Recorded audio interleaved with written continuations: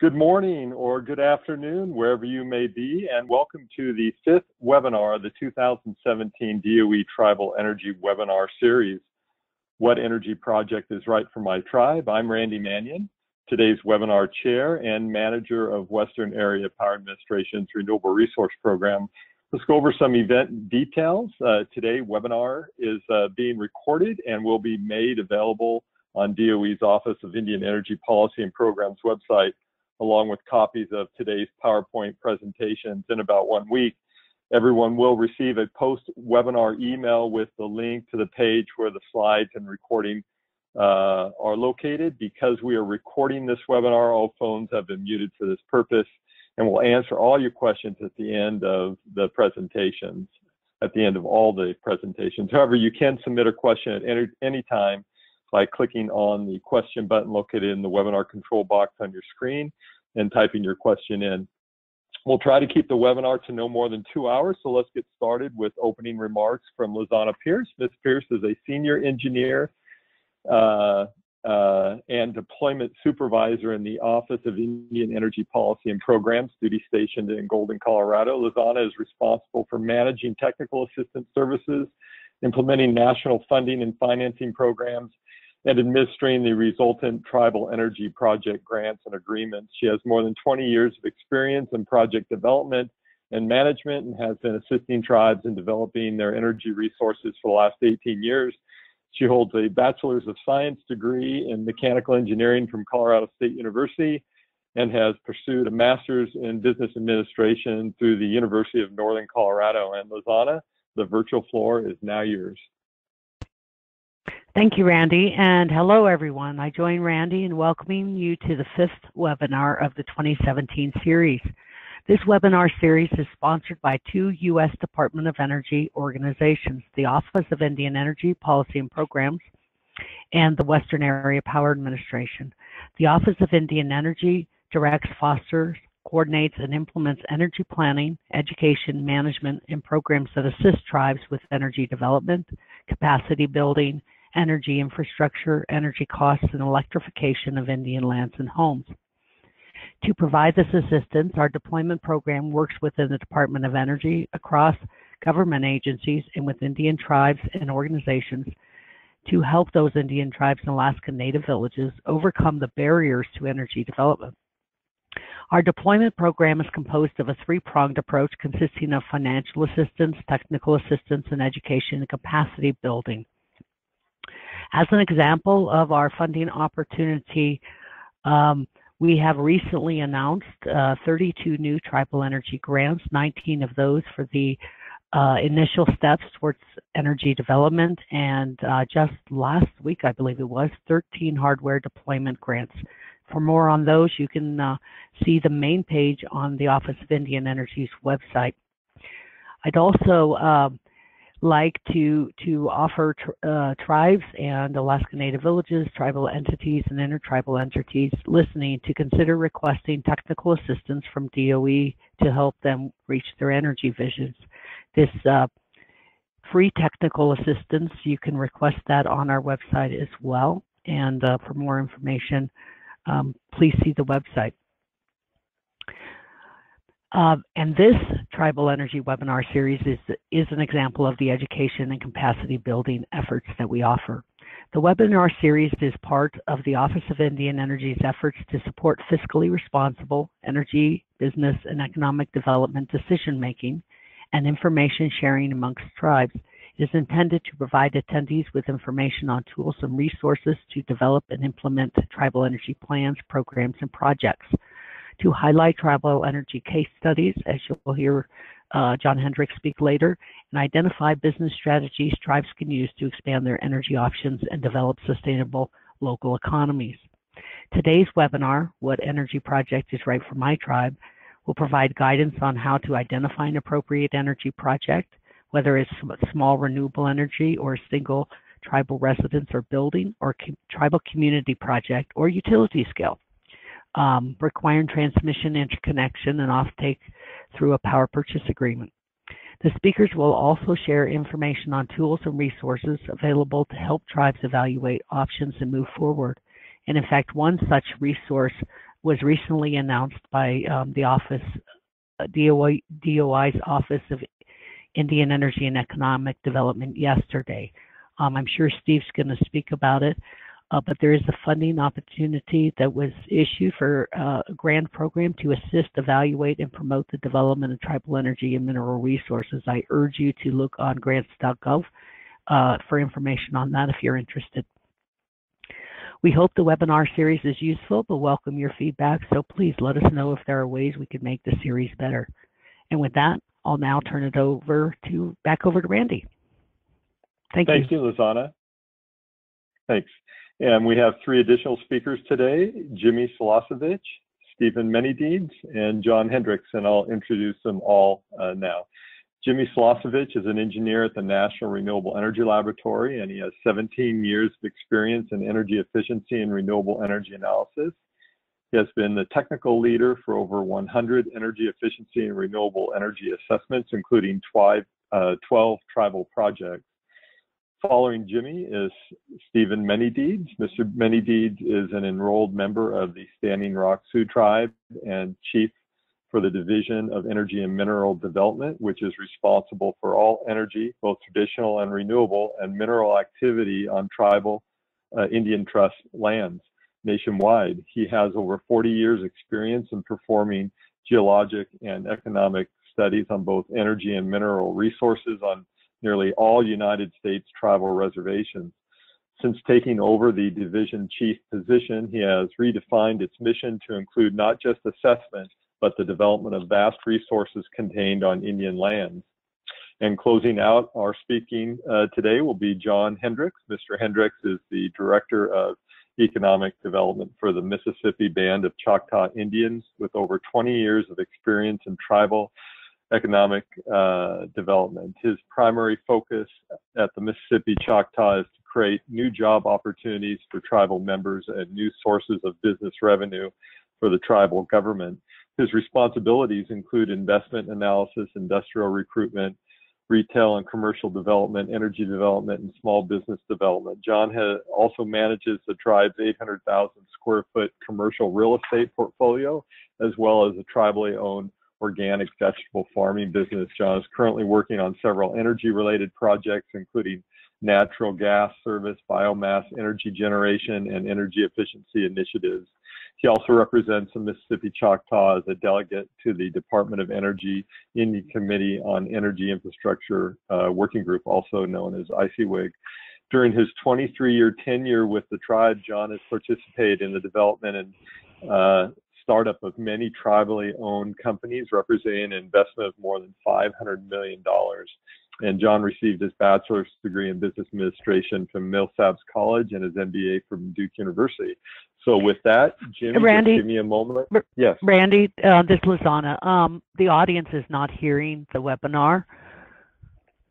So can you check? No, can you check to make sure that everything is open? I think I don't think anything. Let me try this one more time.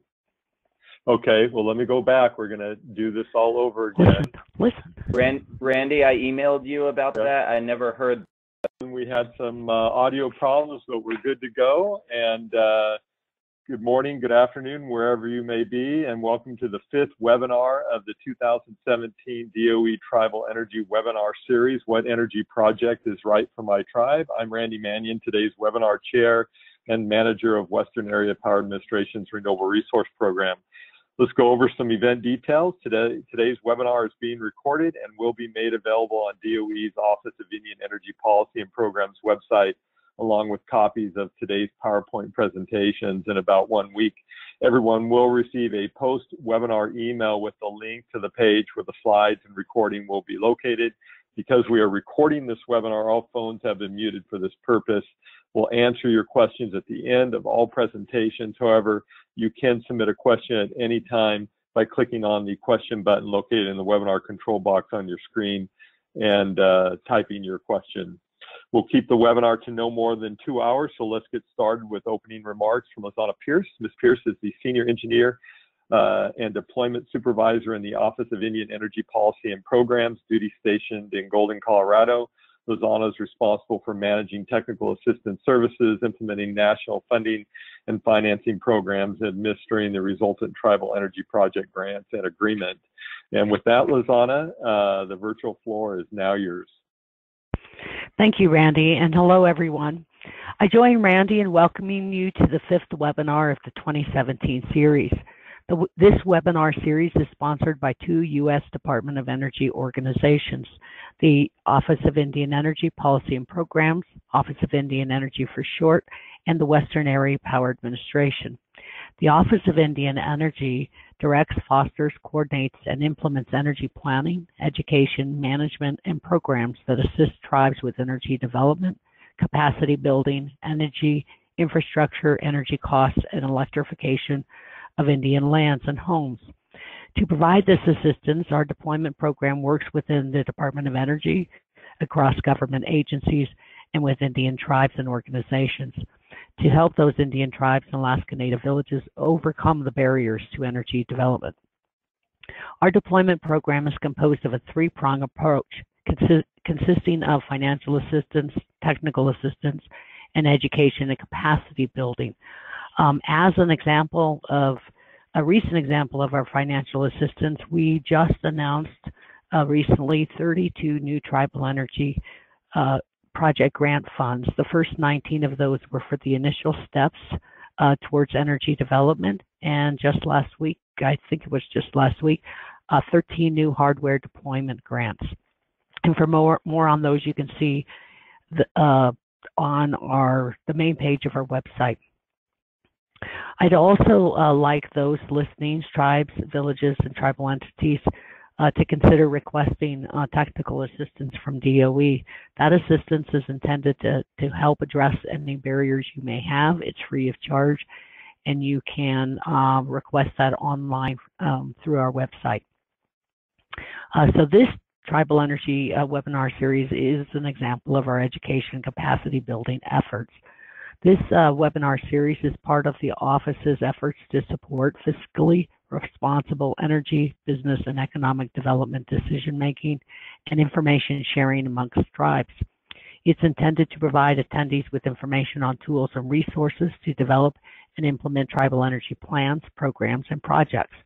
Also to highlight tribal energy case studies, as you'll hear from later from John Hendricks, and identify business strategies tribes can use to expand their energy options and develop sustainable local economies.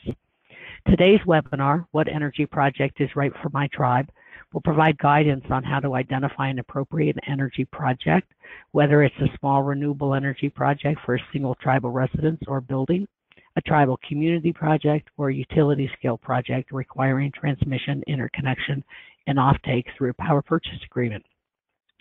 Speakers will also share information on tools and resources available to help tribes evaluate options and move forward.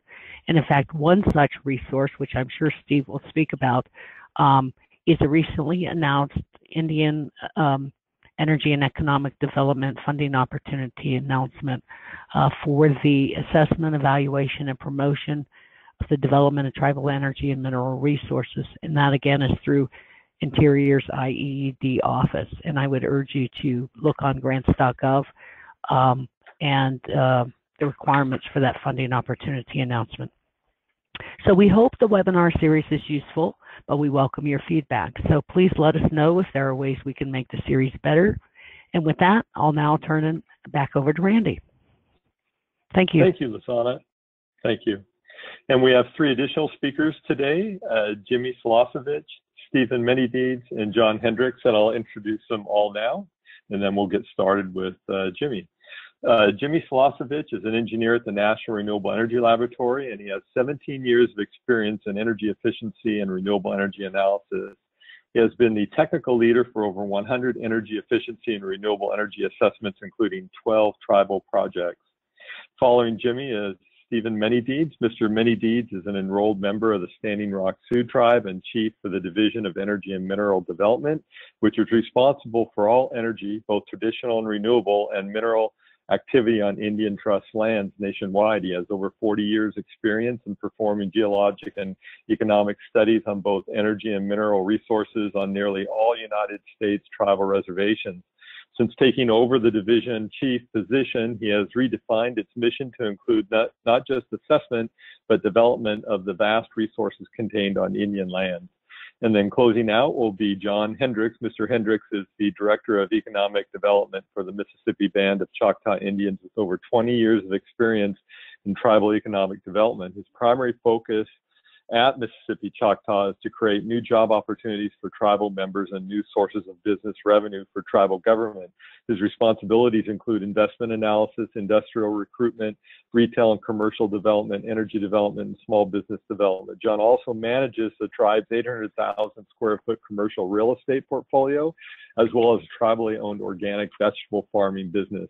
John's currently working on several energy-related projects, including natural gas, biomass energy generation, energy efficiency initiatives. He has also represented the Mississippi Choctaws as a delegate to the Department of Energy Indian Committee on Energy Infrastructure Working Group, also known as ICWIG.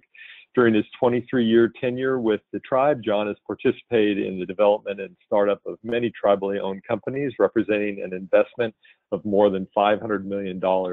And John received his bachelor's degree in business administration from Millsaps College and his MBA from Duke University. So with that, Jimmy, let me pull up your slide deck and we'll get started.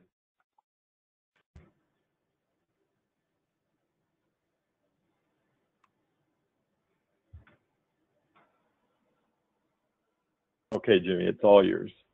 All right, yeah, thanks, Randy. Hi, everyone. So I'm going to talk today about energy system sizing.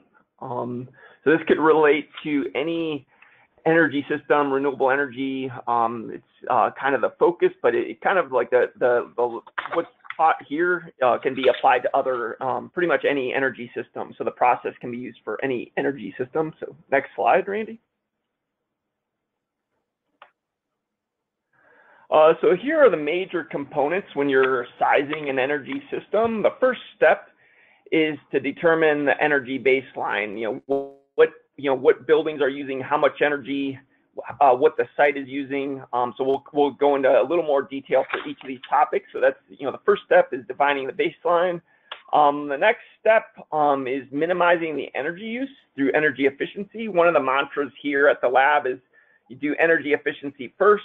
It's almost always more cost effective, and then once you reduce the loads, you look at renewable energy sources, and I'll go into more detail there. The next step would be doing some resource mapping. After that, you could determine the type and scope of the project, and then from there you analyze the feasibility of the energy project. And with that step, I'll go into some of the tools that we typically use. Most of them are free, so I'll cover those tools. And then once all those steps are completed, you could work towards implementing the energy project. So along the bottom are just some examples of a large hydro project, biomass boilers, photovoltaics, and wind turbines. So next slide.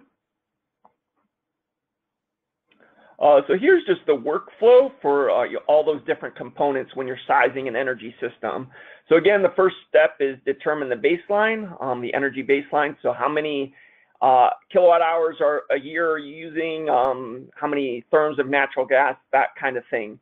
The next step would be to minimize energy use through, again, energy efficiency. And so these two steps are kind of iterative. If you reduce the energy use, you'd want to go back and create a new baseline to figure out how much your energy use has gone down after you implement that.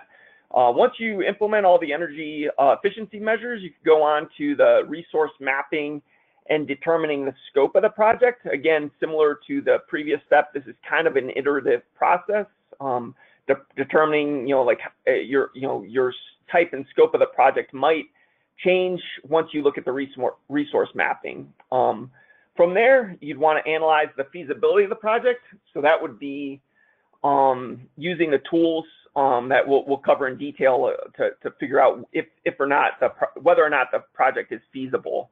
From there, you ask yourself, is the project viable? If no, you start the process all over again. And if yes, you work towards implementing the project. So next slide.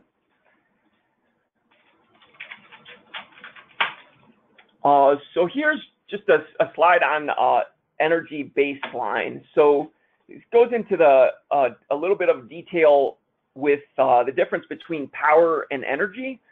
So when you're looking at electricity, a lot of times you'll hear, or on your utility bill, there might be a peak kW charge. So in the chart shown here, the peak would be 85 kilowatts.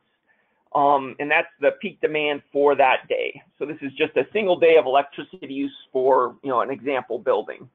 The energy use is, the units are kilowatt hours, and that's simply the area under the curve. So that would be, 1,200 kilowatt hours per day. So for houses and smaller buildings, typically the electricity rate is just an energy charge. So you'd be paying like $1 per kilowatt hour charge for that. For larger buildings, you could be charged for the peak kW, and that would be $1 per kW charge. So it's important, when you're developing the baseline, is to look at your utility bill to figure out all the details of how you're being charged and ways you can reduce that. Next slide.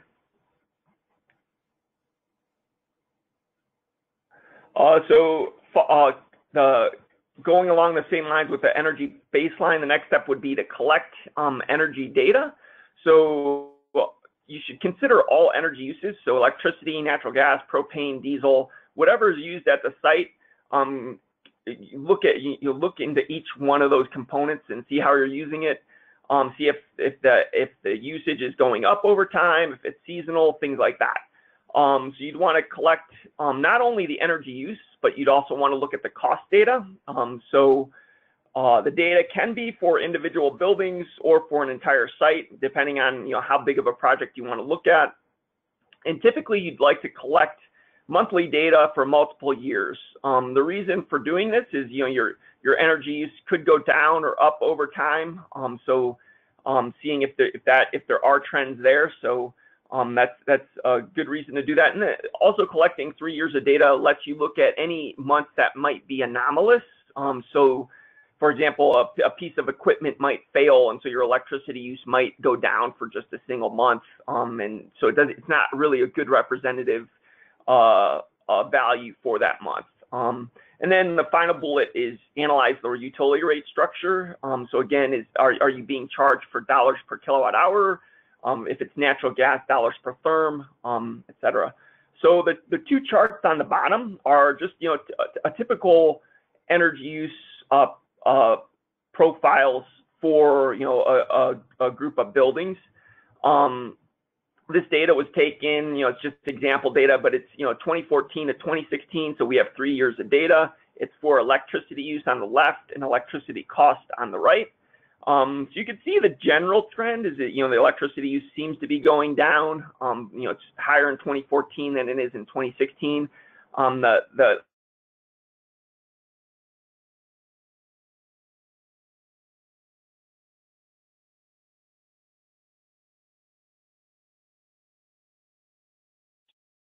Jimmy, you cut out.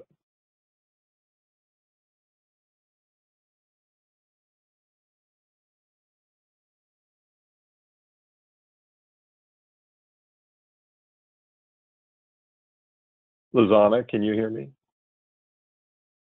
Yes, I can hear you. Jimmy cut out. Yeah. See here, James? Yes. Okay, go ahead, James. Oh, so shit me. Oh, okay. So we could go on to the next slide. Okay, so some more information on the energy baseline. A key component is to develop energy use intensity. So a lot of times you'll hear EUI, that stands for the energy use intensity of a building or a group of a building, and it's simply the energy use divided by the square footage of the building, and typically it's on an annual basis.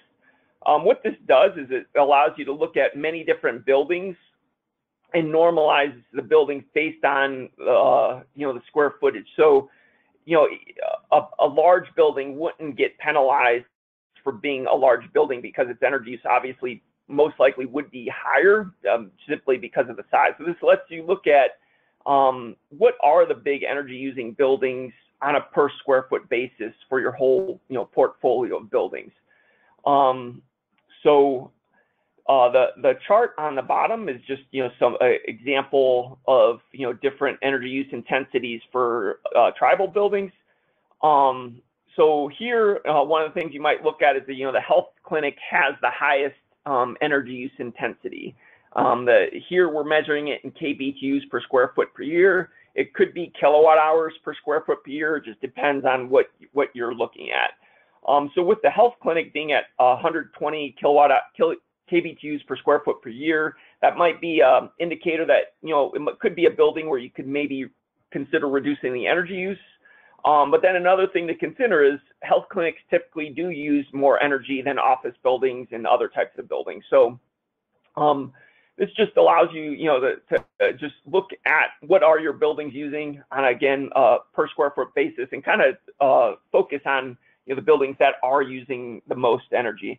Another thing you could do with this is compare it to different data for a standard office building and things like that to see how you're doing against national averages. So next slide.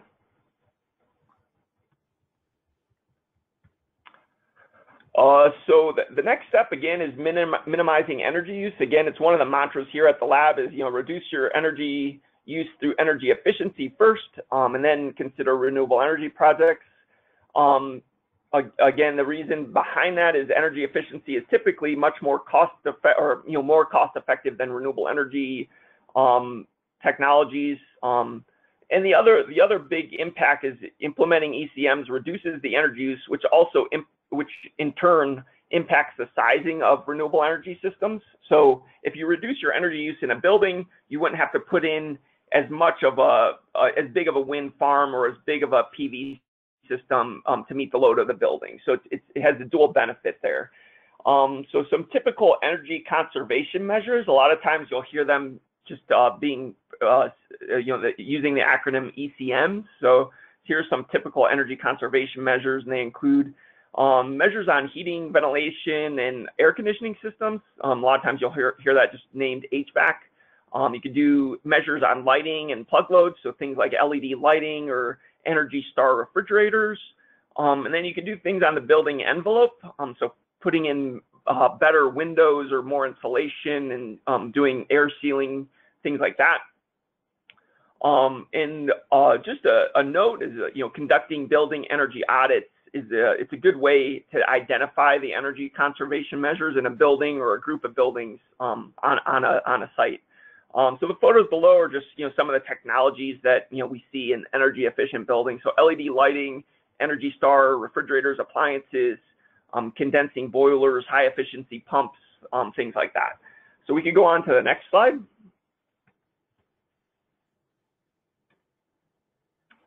So resource mapping would be the next step.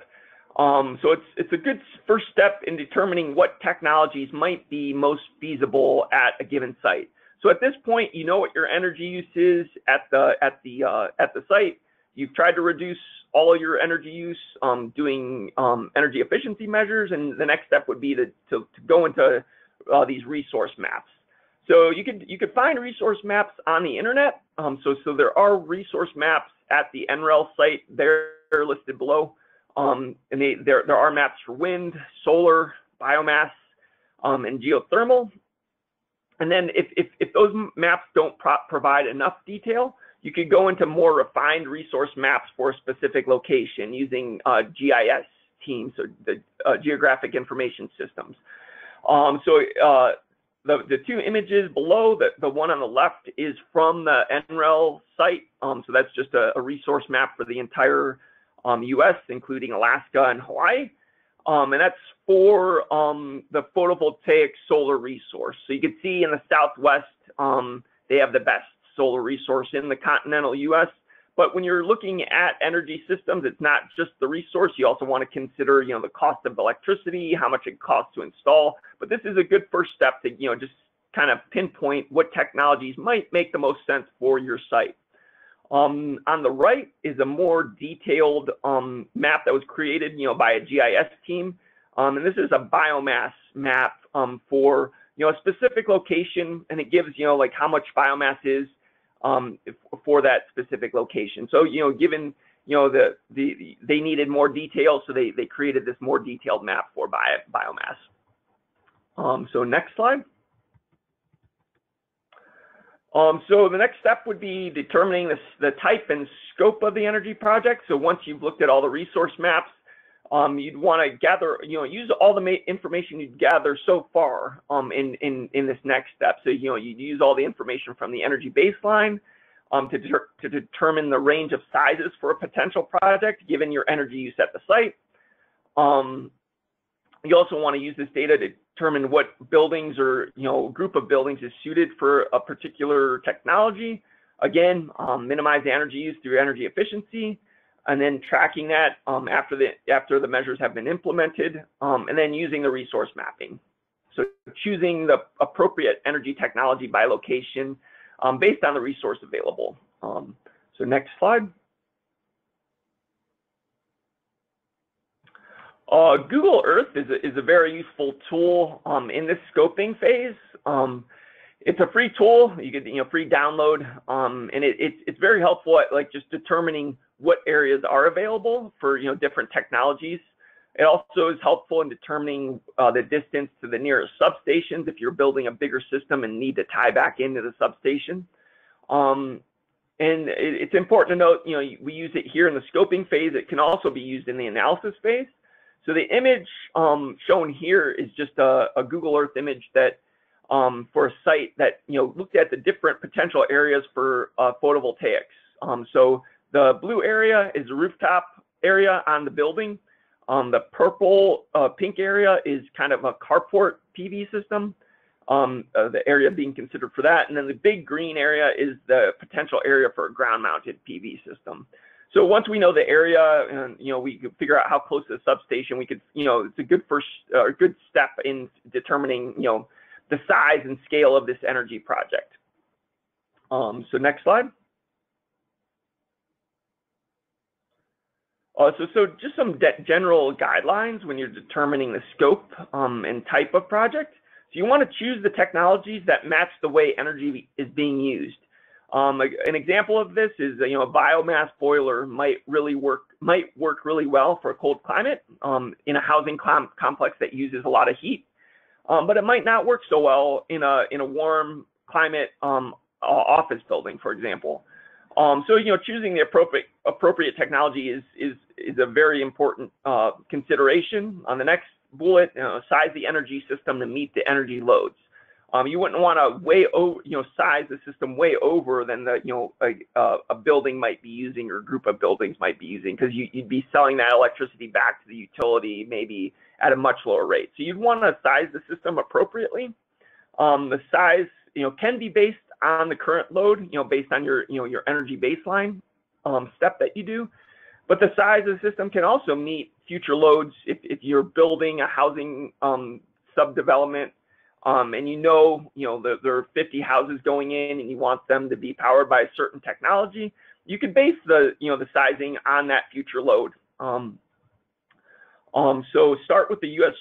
resource maps, and then consider using the more refined resource maps if needed is another general guideline. It's a good first step to start with the internet search using the U.S.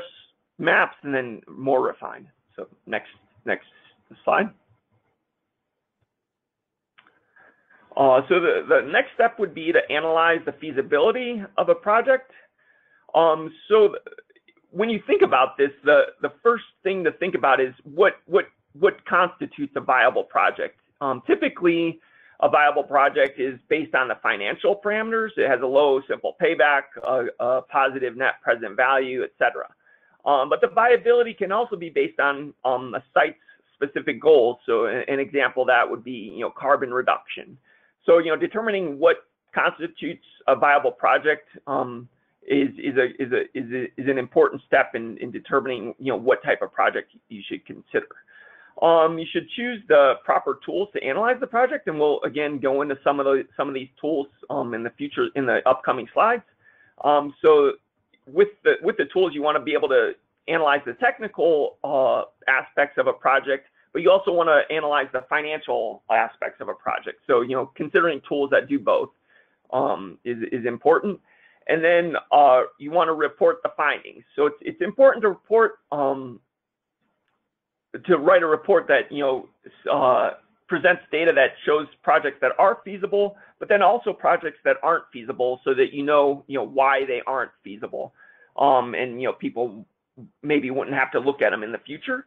So the reports also can be written in a way, or you can do the analysis so that you could determine at what point would a project, maybe it's not feasible now, but at what point would it be feasible? An example of that would be, at what electric rate would a photovoltaic system become feasible? Maybe at 5 cents, it doesn't make sense, but at 10 cents a kilowatt hour, it does. So next slide. So here are just some of the tools for the different types of projects, energy projects you could do. So for solar PV, PV Watts is a good tool. The System Advisor model is another good tool, and then Homer Energy. I have a link, I should note, at the last slide. I have links for all of these, and it says whether or not they're free or pay tools. For wind, you could use Homer and then SAM again. So next slide. So for thermal resource assessments for solar hot water, you could use SAM and RET screen. For concentrating solar, you can use SAM, and then for solar vent preheat, you could use RET screen. So again, all the tools you listed here are free.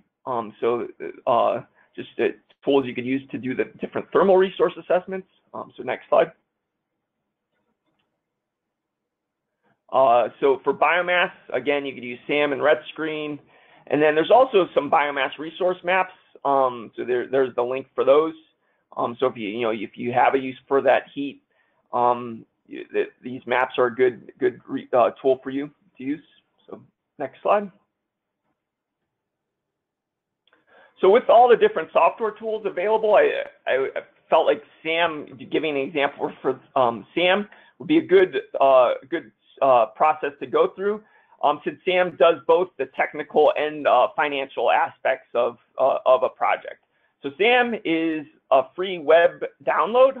Here's the link where you can download it, and there is a tutorial available, so it's a good step-by-step process in using SAM. SAM uses TMY hourly weather data, so it does an hourly calculation for the whole year, determine the technical and financial feasibility of a project. And SAM models many different energy systems. So on the right, you can see all the different projects it models. So PV, wind, concentrating solar, biomass, geothermal, solar hot water. It does all these systems. So it's a very versatile tool from that aspect. So it does both detailed performance modeling, detailed financial modeling, and then it also has detailed results. So I'll go into examples of each of those. So next slide.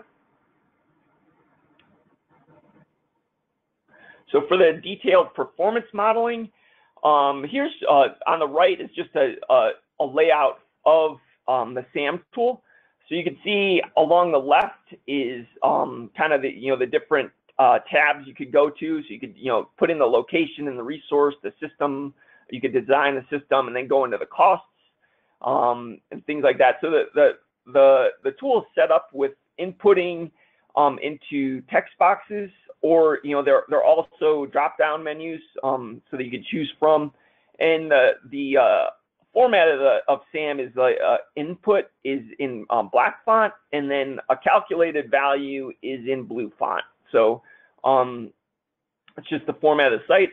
And then with the detailed performance modeling within SAM, you could put in any location in the U.S.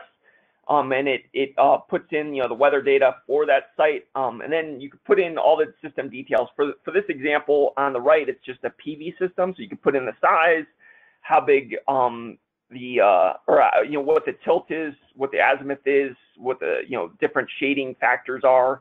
So just a lot of detail you can put into the model. Next slide. As I mentioned before, Sam does detailed financial modeling.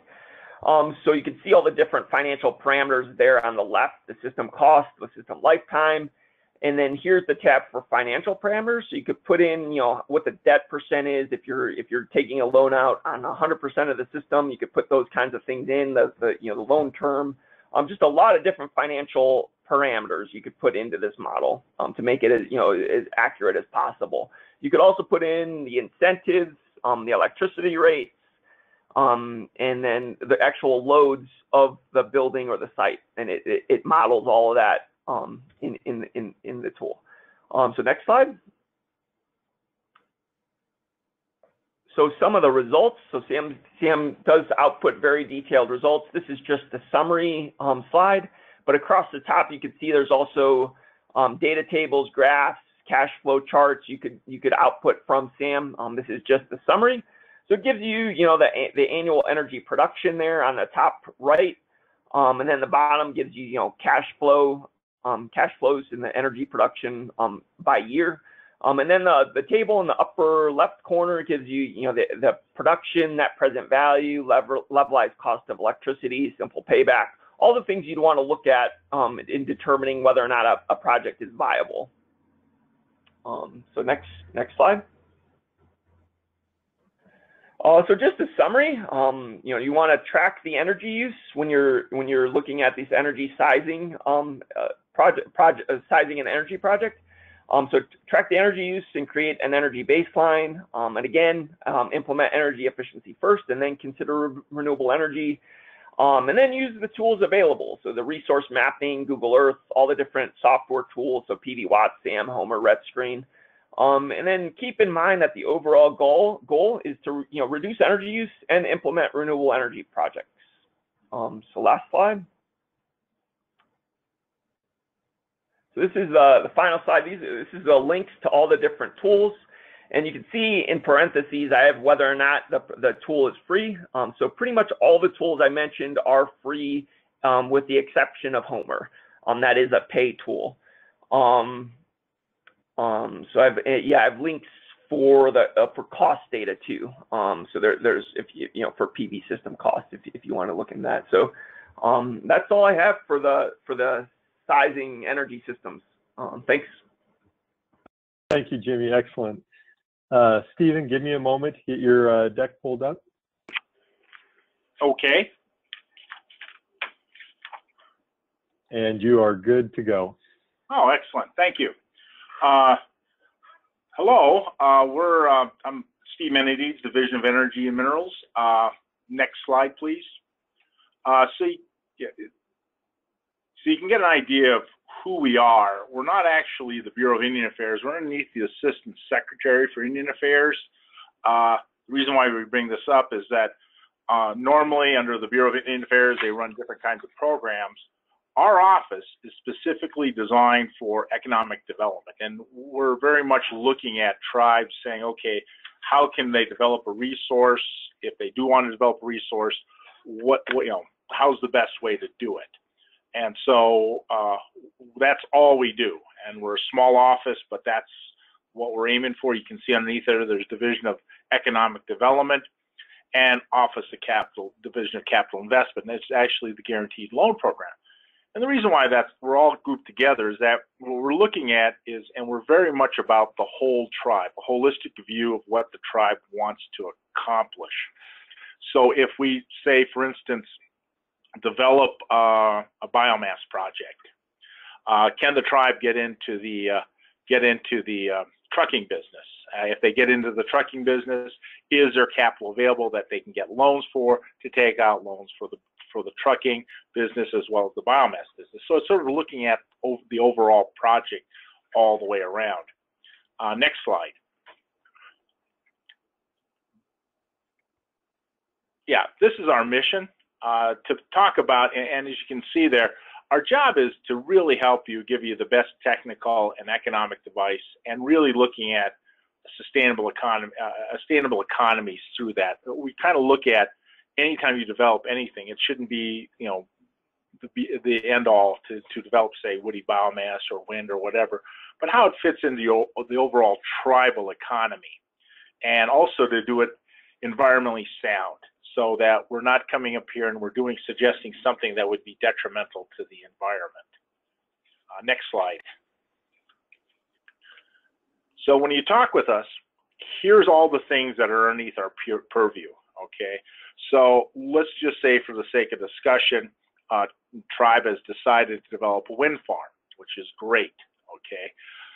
They're also going to need aggregate to build roads to all those wind farms. And so we look at that also as an overall practice. We also look at it from the standpoint of, is the tribe how does the tribe structure its business? Are they structuring it properly? Do they have the right kinds of laws, codes, regulations so that they can develop LLCs? How can the tribe really maximize this resource, as well as good tribal practices? If the tribe is concerned about air emissions, should they have laws, regulations the tribe enacts to make sure that their environment is held whole to what they do? And so again, you're looking at really a holistic approach to how we develop energy mineral resources on it. We're made up primarily of geologists, geophysicists, mineral economists, marketers, engineers, business development analysts, and policy. I think we only have 2 admin people associated with our office, and there's about 26 of us here in the office, as well as we have contractors to over 30. So, small as office goes, but actually, if you take a look at Indian Energy and the Bureau of Indian Affairs and us, turns out we're the only people that actually do Indian energy and minerals. So, next slide, please. And Lizana, oops, next slide. I apologize. I thought I took this out. Yeah, there you go. Lizana pointed out that we do have a couple programs out there. Energy and Mineral Development Program, the EMDP. This just got announced yesterday, and that we're asking for proposals. It's 90 days for the proposals to come in. It's designed to assess and evaluate and promote tribal energy resources and minerals. It can't be used for buying equipment. It's assessment only. Right now we have we gave out about $7 million last year in loans. I'll tell you that this is extremely competitive. We usually get about 60 to 70 proposals every year, and they usually total about 28 million. So it's a very competitive program. The nice thing about this is that if you have any questions, you can call up anybody in this office and we can help you with this whole process and talk with you about what you're trying to do and hold it, so that we're really after you trying to make the best proposal you possibly can. The next proposal that will probably be coming out in the next week or so is the Tribal Energy Development Capacity Program. Again, it's helping the tribe at the governmental level organize itself so they can take full advantage of, if they want to develop energy, how's the best way to do this? How can the tribe take advantage of it? Making sure that if the tribe wants to start up its own company, how's the best way to do this? What's the most what's the most legal way to do these things? And this is an opportunity for the tribe to really sit down and really look at the laws and codes and statutes that regulate their life. The tribe is and this really does fall under self-determination, that we really support this whole process. Finally, technical assistance. You can call us up anytime and email us, whatever, and ask for assistance, and we'll help you. That's basically that easy. So if a tribal member of a tribe calls up, or a tribal chairman calls up, or somebody says, hey, my tribe needs help, XYZ, we generally have guys coming out there really to sit down and talk with you about what should be done, what could be done, and how we can, really help you, provide assistance to you. The goal is that each tribe doesn't necessarily have to have its own engineer, electrical engineer, or mechanical or civil engineer on staff. And the goal is that for us to become your engineer, your on-staff engineer, and so that we're really part of the overall process. So we're not showing up one day and you never see us again for the next 3 or 4 years. Okay, we're there as many times and as often as you want us to be there.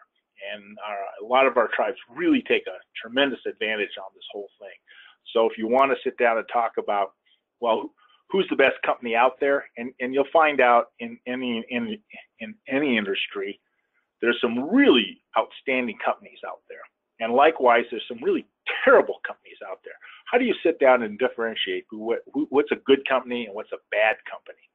And do they have a history of performing, as they say? Do they have a history of performing or working well with indigenous people? These are the things that we can help you out with and just be a part of as much as you like us to be. Next slide, please.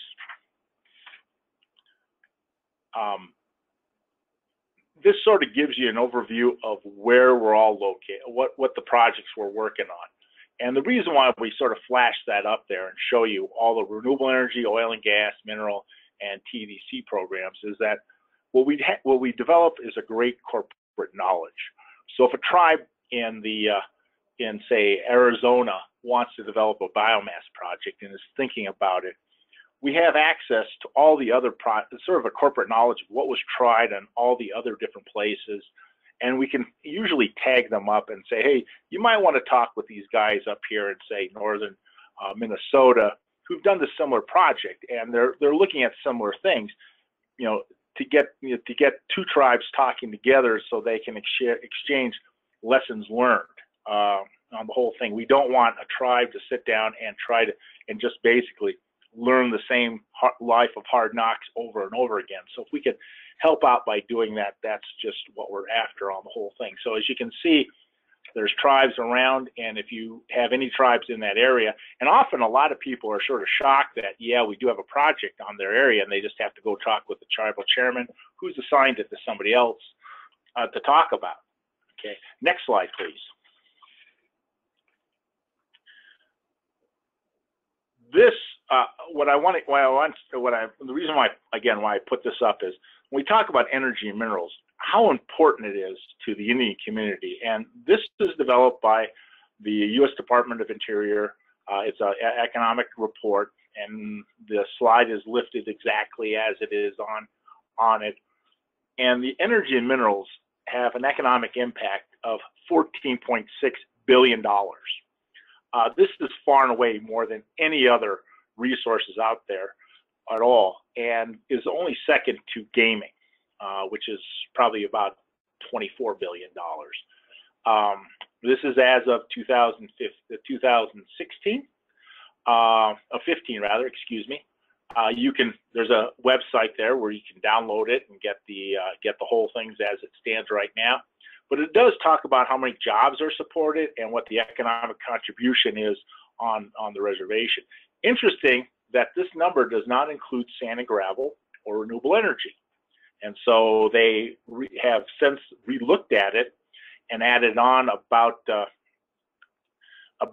economic impact of sand and gravel of $186 million in support of 834 jobs. Next slide, please. Renewable energy has a similar impact on Indian country, and here's kind of what we know about. And there's certainly a lot more tribes out there that have a lot more with renewable energy. So we sit down and talk about why would you want to do any kind of energy and mineral development. The economic impact that it has on your reservation is significant. Okay, it by far exceeds almost everything else that is out there, and I think renewable energy is only second to. I think if you were to lump it all together and have it separate, it's right behind irrigation. So it's a fairly important thing. So when you talk about this is going to have, when you talk about energy development, it has an impact on your reservation, and it is significant with jobs and everything else. Next slide, please. So let's talk about the tribe, and again, this really is oriented toward the leadership of the tribe, and talking about why you want to do something, okay? Why would you want to develop energy at all, okay? And when we get together with a tribe, we sit down and say, the first question is, why do you want to do this, all right? And what inevitably happens is somebody comes up and says, well, somebody shows up on their doorstep. It could be a solar panel salesman, could be a renewable, could be a wind person, could be a biomass person, and says, have I got a deal for you? And in which case you go, oh my gosh, this is a great deal. We should jump into it. You're basically fitting in that person's business plan and business model. And the goal here that we're trying to get our tribes, and the successful tribes have been really good at this, is developing their own business plan. What do they want out of it? What's their model, okay? And so we want to have our tribes really sort of look at it and say, what do we want to accomplish with developing whatever the resource they want to develop? And so, you know, the sort of the step-by-step thing is, what's the opportunity? And you can call us up and we can sit down and talk with you and say, well, you know, you have, you know, resource A, B, C, and you'll look at it and say, well, really, we don't like A and B, but we like C. What can we do with C? And we can start a discussion from there, and then do feasibility studies based on that. But next slide, please.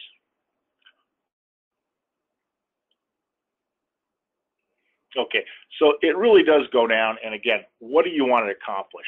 Some of our tribes will look at it and say, you know what, unemployment's a big deal here. What can we do that'll generate jobs? Or, you know, we really want to establish a second line of income. We want to broaden our portfolio. We want to figure out some way to develop savings to our individual tribal members. What can we do? And this really has to occur. And I like to say in the cool of the day, when nobody's, you know, jumping on you saying, oh my God, you need to develop, you know, whatever resource there is, to sit down and talk about the planning of that resource.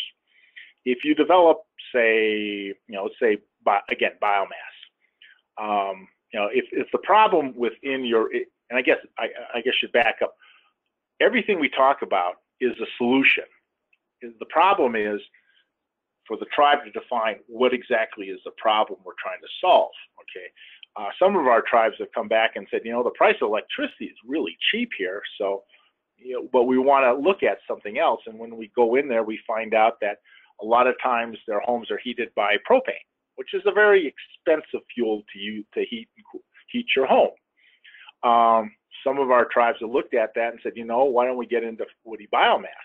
And we've talked with some of our tribes as saying, okay, you know, what we can do is interact with the Forest Service, form a stewardship contract in which you'll go out and Forest Service land and do fire mitigation, which lessens the, you know, possibility of fire, which is occurring really sort of timely right now. And instead of taking that material away and burning it in a controlled burn, chip it, bring it home, and use it for your members to heat their homes. And this is working on several different reservations around. Again, what kind of resources do you have? What are your options? You know, start doing the economics, start doing the feasibility studies with the tribe so that you start looking at that. And the whole time you're looking at developing your resource, you should be looking at business development. Again, I talked about, again, using biomass as an example. The tribe may not want to have, they may try and have several businesses. One may be a trucking company that distributes the chipped up material. Another company may be, for the tribal company, may be starting up a business that does fire mitigation. So they're two different animals. They're running two different projects. The reason for that is it really does protect the tribe in case, God forbid, there's a lawsuit. It protects the tribe's assets. So there's a real legal reason why you want to do all these things. Likewise, you're developing some kind of community planning capacity. You want to sort of plan this sort of stuff out. You really want to sit down, and we have people here that currently help tribes plan how to better organize their community. How's the best way to do this? If we did have a woody biomass plant, where are we going to stockpile all this stuff? Okay, you don't want to stockpile it near a school. Maybe there's a different area where you can stockpile it. And again, community planning is really critical. So you can see, really, when you develop a resource, it's the whole project that you should be looking at, not just the one resource that you're developing. Next slide, please. And I think, you know, previously, a lot of the you've heard this from the previous speaker. There's a lot of reasons why you want to develop your resource. Some of it, and what we've run across, is tribes want to enhance their sovereignty. They want to stand alone. They want to be it. Energy independence, that's a big deal. They could be the first ones off, last ones on whenever there's a power outage. If you try to do any kind of economic development and your electricity goes off and it's off for 4 hours, that kills productivity. The shop has to shut down. If you're running a casino, the casino has been shut off and you now have to run emergency power. This is really a problem. Some of our tribes look at it and say, you know, we're really concerned about the environment. This is what we want to go after, which is great. But you really have a clear definition of why you want to do something. A lot of times there's money to be made, okay? Or money to be saved. How do we save money for our members?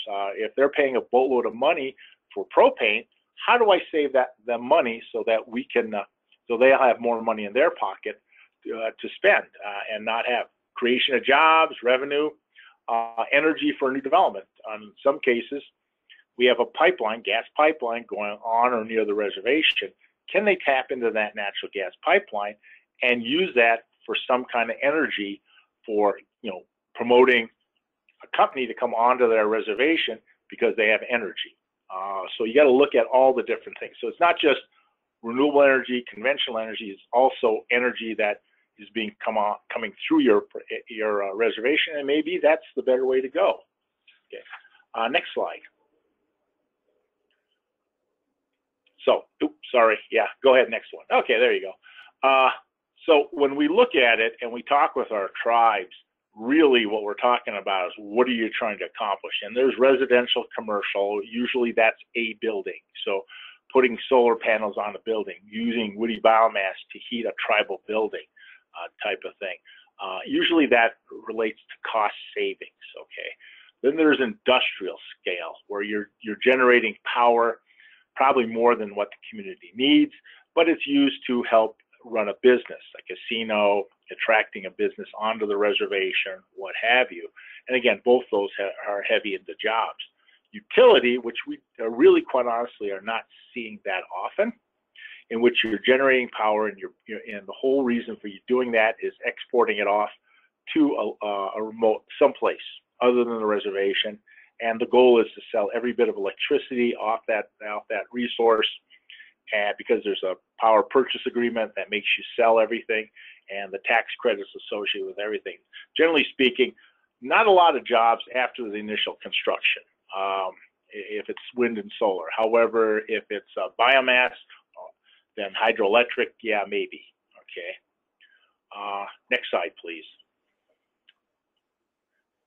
Oil and gas strategy, again, we look at oil and gas. A lot of our tribes do that. We do seismic interpretation with them.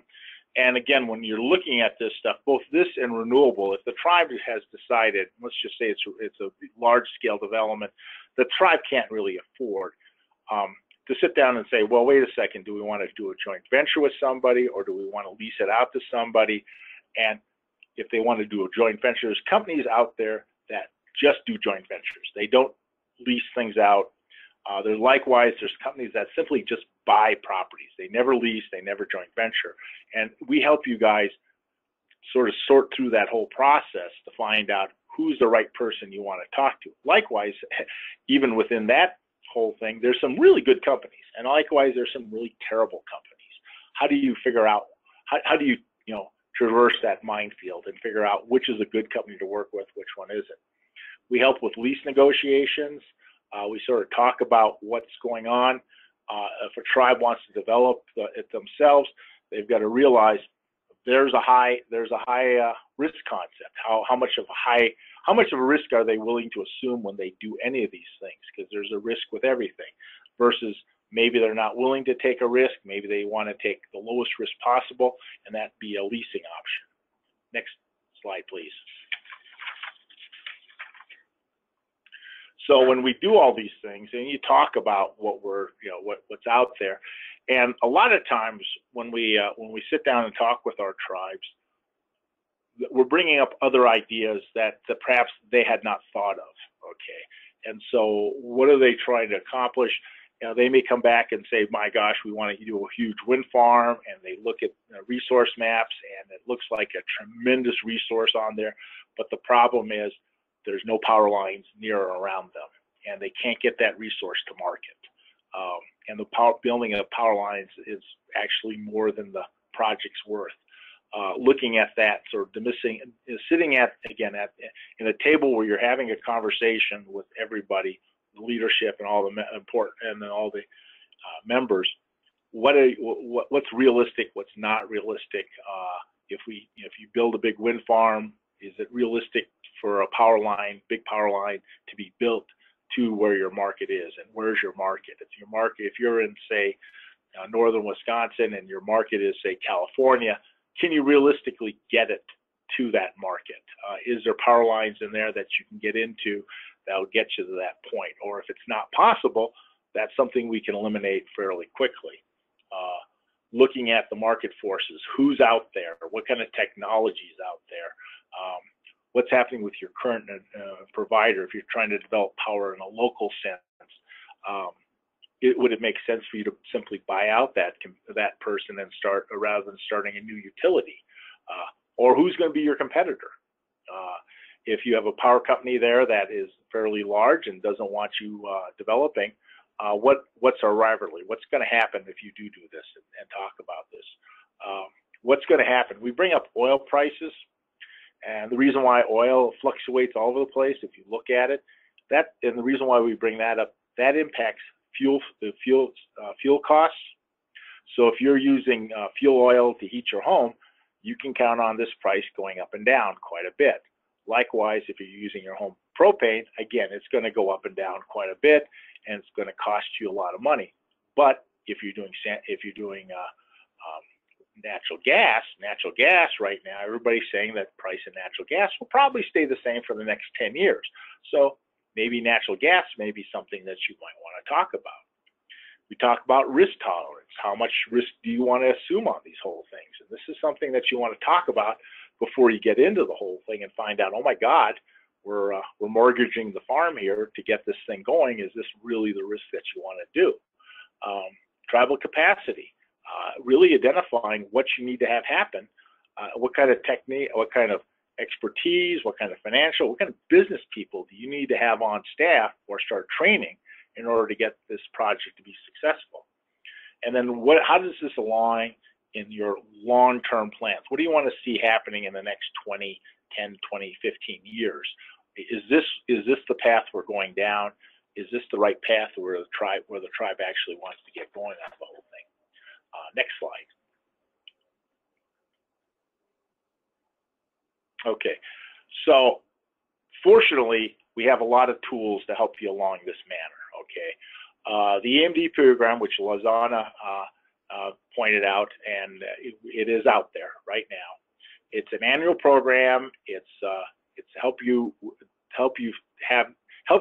some of these decisions. Okay, what kind of resources you have, really define. And often what will happen is that it looks like you have good potential, say, for low head hydro. Okay, great. Let's do a feasibility study to see whether or not that's actually something that is economically viable, or can we look at the dam and find out that the dam perhaps is not as stable as it should be in order for us to work on it? What exactly are we talking about? Likewise, you're looking at market studies and so forth. And it's also used to help you develop what's called a bankable document, so that if you do want to get a loan, if it's small enough and you do want to get a loan for it, let's get a bankable document that gives you the technical information that you can take to a bank, and you can get a loan for it if that's your overall goal itself.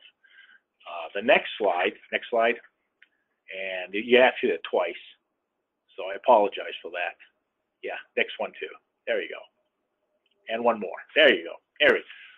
This is what we like looking at for tribal management, and this is kind of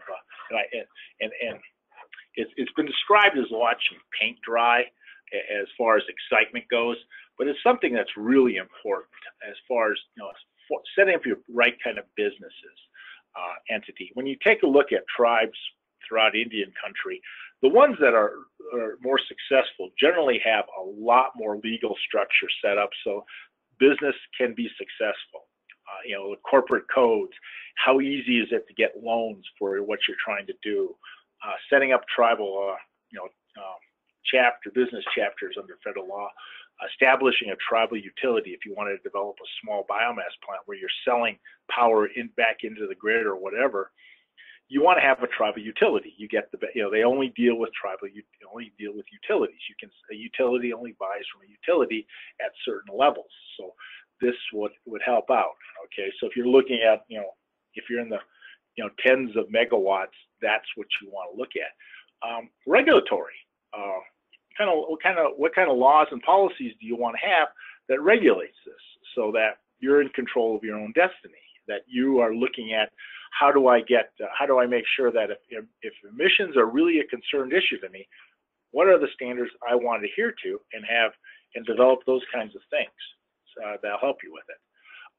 Next slide. Here's our information, and please call us, all of those. It doesn't cost you anything to call us. We are very responsive. We'll get back to you as quick as we can on the whole thing. If you want us to come out and talk, we're often, as you can see, we travel a lot. Currently right now, half my office is out visiting people before the 4th of July. We go all over the place. More than welcome to come up and talk with you, not just for people that are trust reservations, but we also work with Alaska Native corporations where a village will call us up and ask us for an opinion or ask us for their help. We're more than happy to give you as much help as we can. Too often I can't provide dollars to you through the Energy and Mineral Program, but certainly through the TDC, we can help you out with the TDC. So that's my presentation.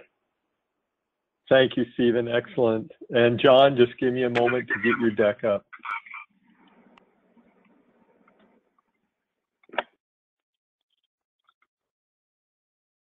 Okay, John, it's all yours.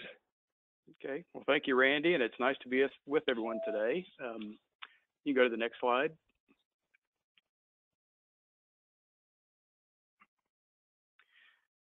So as Randy said at the beginning, I work for the Mississippi Choctaws, and just a little bit of an overview of our community to give you a sense of our situation. We've got about just under 11,000 enrolled tribal members. We have 35,000 acres of trust land in East Central Mississippi. It's not contiguous, so it's scattered out over 8 separate communities.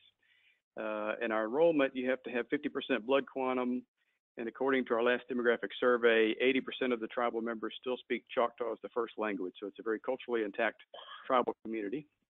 Next slide, please.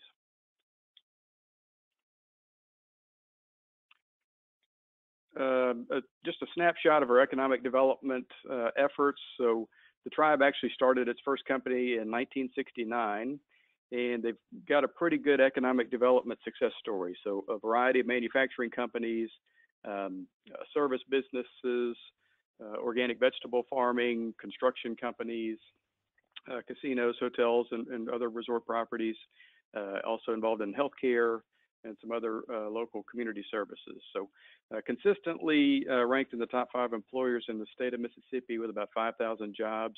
And according to our last economic impact study, it was exceeding $1 billion. So good positive economic development impact in our community. Next slide, please.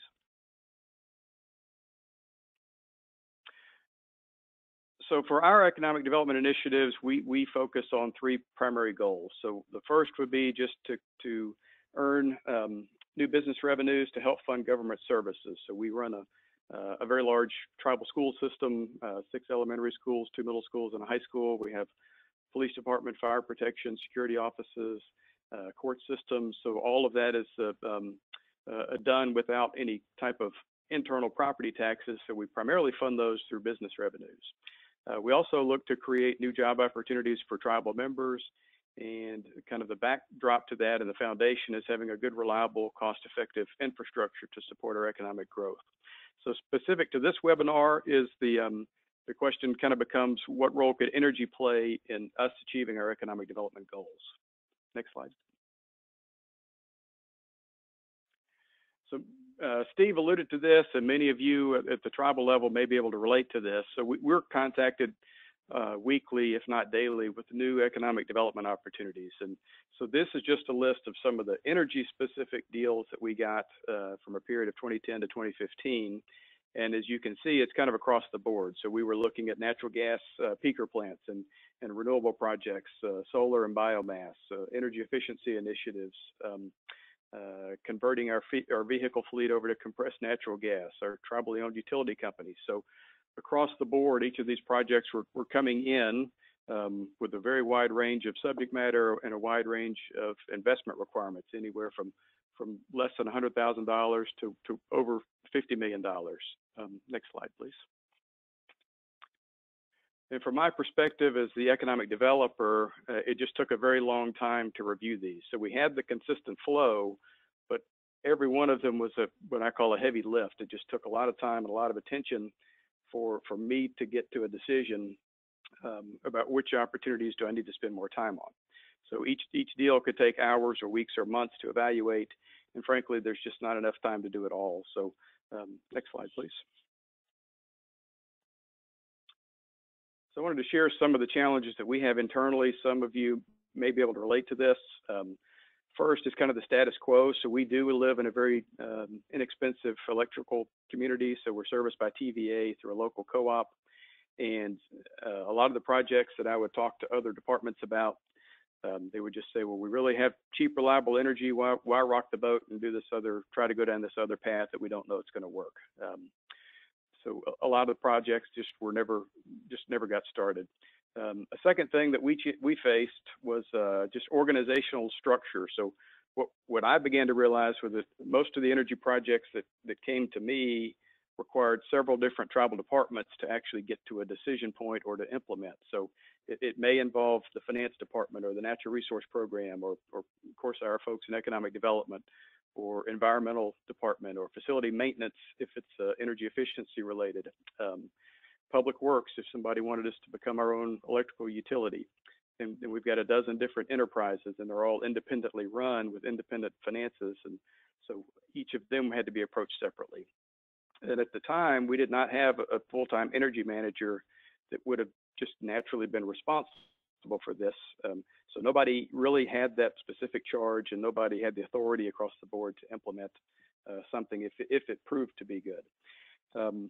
Another factor was just the perceived risk of the energy market. I mean, the prices are in some cases considered very commodity, very volatile. The technology, especially on the renewable side, seemed to be changing constantly. The prices kept dropping, so you had to, if you pursued something, you had to wonder if that technology was going to even be relevant in the next few years, or if the prices would drop if you just held out for another year or two. So the technology changing was perceived as a huge risk. And then the federal priorities. So sometimes the federal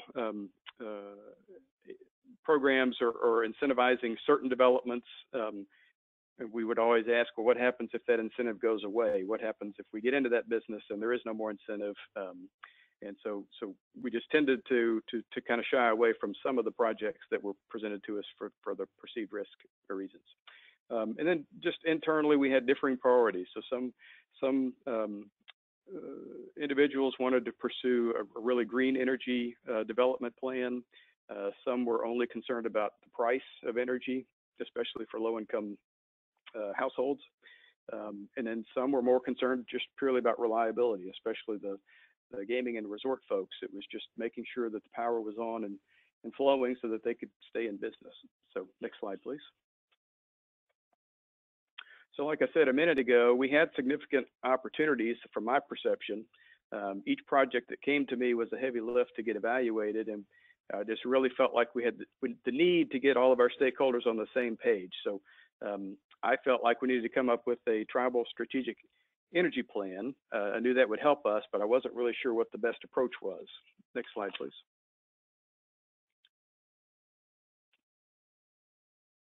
So this is how our strategic plan came together back in 2015 and 16. So in September of 2015, I went to the National Tribal Energy Summit and was talking to some peers about the need for a more strategic plan for our energy at Choctaw. I was introduced to the National Renewable Energy Lab, Liz Doris, and she said, yes, in fact, we'll come to your community and help you put together a plan if we could get it scheduled. They had done about a dozen or so other tribes that year. So throughout the month of November, working with Liz and Sherry Stout, they helped us come up with a list of the energy data that they needed to evaluate.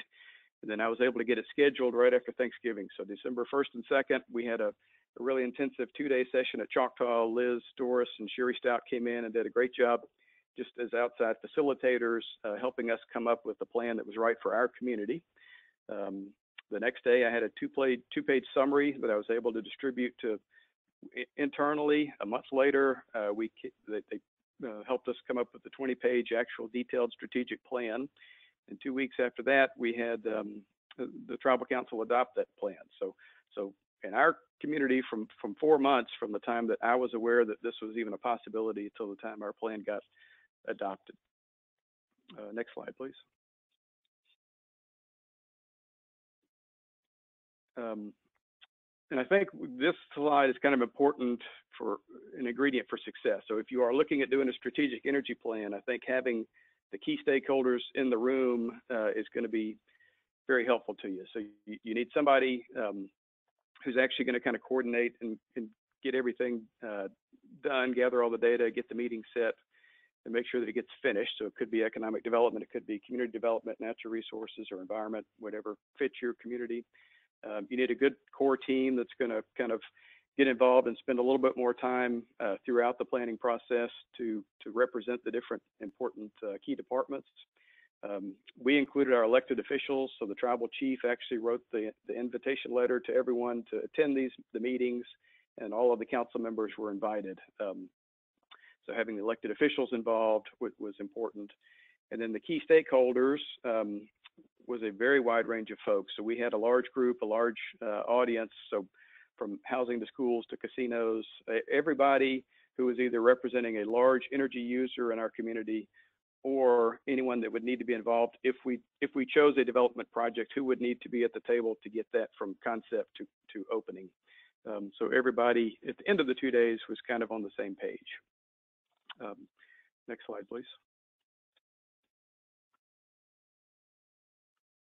So just in summary, the plan that we developed, we came up with a vision statement that talks about the looking at economic benefits and quality of life, kind of making a balance of those through responsible, efficient, and strategic development. So we had 6 areas that we focused on in different orders of priority. So energy efficiency, as we talked about, someone mentioned earlier, was kind of the first step. We also realized that we had a large vehicle fleet. So the Transit Authority was a large consumer of energy, fuel energy in our community, and we needed to include them in this process. We did not have any renewable energy projects to date, but we all agreed that we wanted to try one and just kind of get our feet wet and learn how that worked and see if we could replicate that with success. Heat energy was another area where we looked at the natural gas opportunities. And operations, so trying to figure out how we actually stay on top of our energy consumption, and maybe we decided to hire a full-time energy manager to do that. Next slide, please.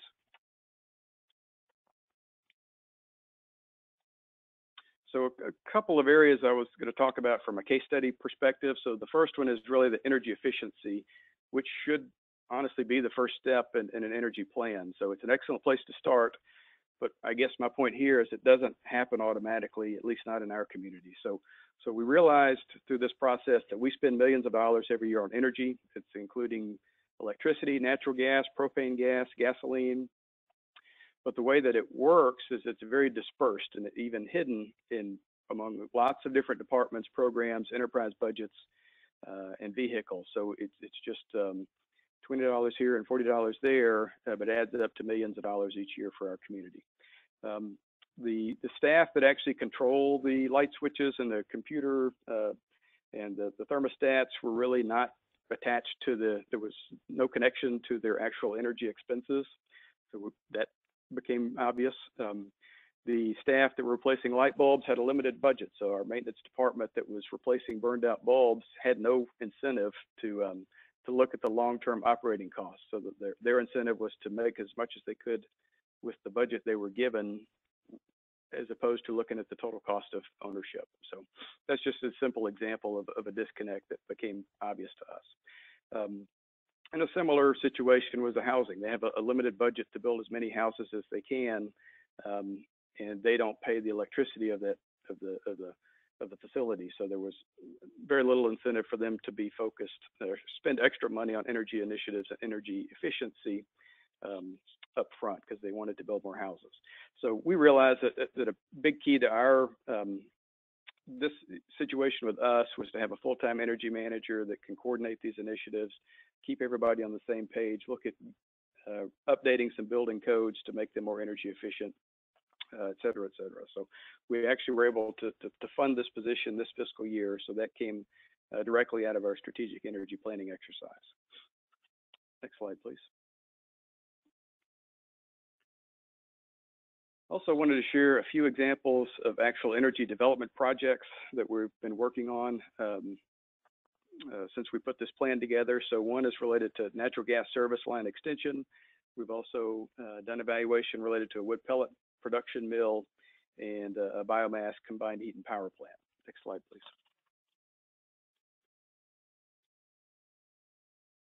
So just as a reminder, when I look at projects, I'm looking at three different areas or metrics. So the opportunity to create new business revenues, the opportunity to create more jobs for tribal members, or the opportunity to have reliable, cost-effective infrastructure. So I applied these same metrics to the energy projects that we evaluated.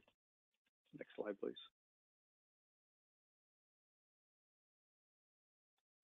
So example number one is a natural gas service line extension. So the little background on that is most of our energy for heat comes from liquid propane. So as Steve mentioned earlier, it's very inconvenient, it's expensive. Those tanks have to be manually filled, and they tend to run out on the coldest nights. So it just is a challenge to service them, and it's an expensive way to get heat to your home.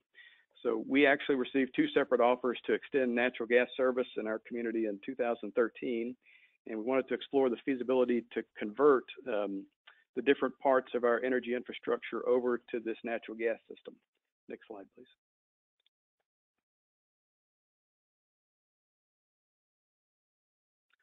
So the decisions that we were faced with was that, one, should we convert any of our vehicle fleet over to compressed natural gas? So we had several hundred vehicles between police cars and ambulance and buses for the schools. And so you would have costs of retrofitting those cars, installing fueling stations, which is very different than the typical gas fuel station. You have to retrain your maintenance employees. So we needed to look at that. Should we convert our tribal homes? So it is cheaper and it's more efficient, but these homes in our communities are different ages. Some are modern, some are 40 years old. It has a very rural spacing, so that everybody kind of likes to have their own plot of land. So there was a large distance in between homes in many cases, which is more expensive to run the pipe. The cost to convert, so between the appliances and the things inside the homes, there was a wide range of what it would cost to convert a house and install the system in each home. So we needed to get an understanding of that. Should we develop, should we use the natural gas to actually provide electricity and steam for our casinos and our commercial laundry? The casino looks like a good load because it's a 24/7 operation with a consistent electricity draw. But is it worth it in our situation? Another thing we wanted to review was, is it worth us putting some money in up front to buy down the cost of this natural gas service installation in order to have lower expenses over the future? Next slide, please. So fortunately, we were able to help us conduct this analysis, receive a BIA DEMD grant award. So that allowed us to do a really detailed professional financial analysis on this opportunity. We, in our case, partnered with Baker Tilly Services to help us conduct the analysis, and it did cover 100% of our costs to analyze this. So we're very thankful for Steve and the folks at DEMD to help us make this possible. Next slide, please.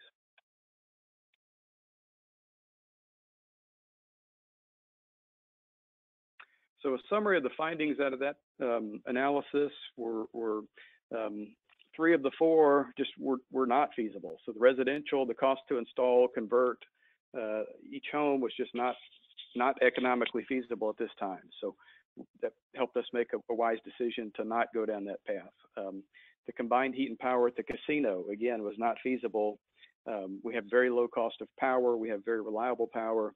And when you add in the cost of capital expenditure, the cost of maintenance, it just did not make sense for us to move forward with that project at the time. The same thing with the compressed natural gas vehicle fleet. So it may have changed a little bit now. We'd have to go back and look at it with natural gas prices being lower, but the cost to convert our fleet, our vehicles, put in new fueling stations and retrain our maintenance crew just did not make economic sense. The one area that does make the economic sense is converting our government and commercial facilities. So the results were that will save the tribe about $1 million a year versus the propane gas that we're burning now. So phase 1 of that project is the conversion of our government and commercial facilities. We are going to buy down a portion of the upfront costs in exchange for a lower long-term rate. And we actually broke ground this month. So that project is officially underway, and it should take about 9 months to complete the installation, and then it will, over next spring and summer, we'll convert our facilities. So we're very excited about this project. It's a great opportunity to reduce our expenses and to strengthen our economic commercial infrastructure. Next project, please. So project number 2 is wood pellets, which is a renewable fuel source. So people create wood pellets to put into, to use as a fuel source for heat to create electricity or steam. So in our situation, we have about 25,000 acres of timberland that we manage. Our wood prices have been really low for the past several years, and we're looking for ways to increase their value. So we were approached by 2 separate groups that wanted us to look at developing wood pellet production mills. One was going to produce wood pellet, use our timber and regional timber to produce wood pellets to export to Europe.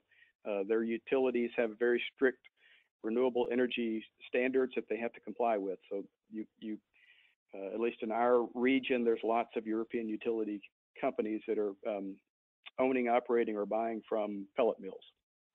The second group had a different angle, and they wanted us to produce wood pellets to put in small consumer level size bags to sell to homeowners that were using wood pellets as a source of fuel to sell through like home improvement stores.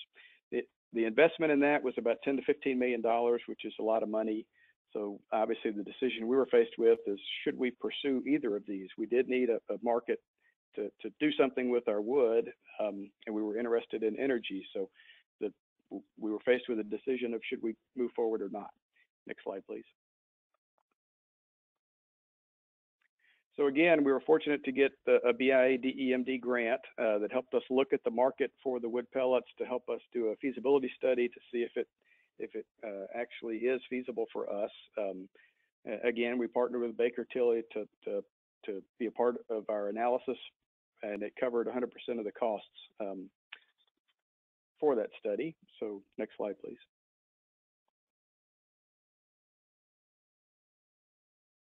So a summary of the findings out of that analysis was that we verified the business model. We put together the financing package, the pro forma financial statements, the written report with all of the findings, and it appeared to be feasible back in early 2015. So we developed a phase 2 timeline that said now we want to move forward with an RFP and see if we can find a development partner to come in and work with us on this. Next slide, please.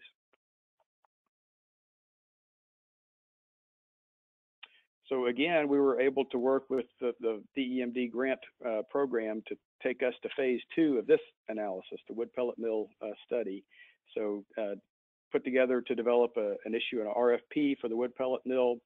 About 6 months into that grant implementation, we determined that the market had changed and it was no longer feasible. So the market for wood pellets had been saturated. The U.S. plants had started decreasing production, and the European utilities, we were not getting any responses to our RFP. So we were 6 months into the project for wood pellets and biomass. And next slide, please. And our project, we kind of realized was no longer feasible.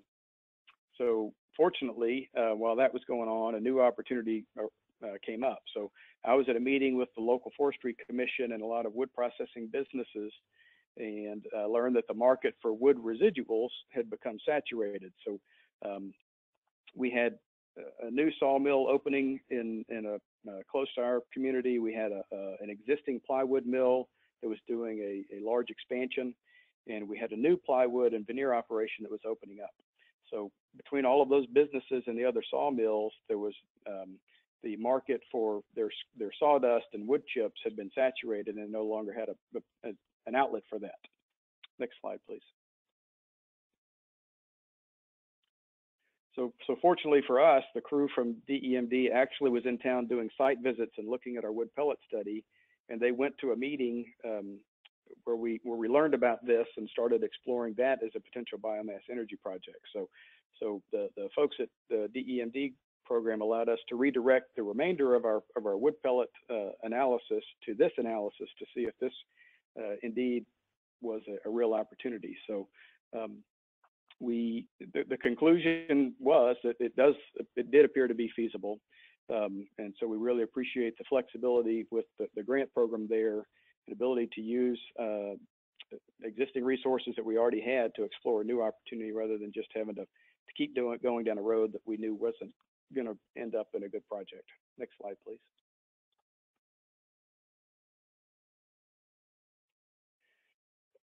So this is just a kind of a snapshot. We have a new plywood and veneer company that's building right next door. If you can see that, there's a 17-acre Mississippi Band of Choctaw Indians parcel. So we have 17 acres in an industrial park, and right next door to that is a new plywood and veneer facility. So they're spending $100 million in a very large-scale, state-of-the-art plywood and veneer business, and they already have about 320 employees. They'll get up to around 400. And so we began to work directly with them to say, could we take your wood waste and wood scraps to generate heat back for your facility, for your boilers? So next slide.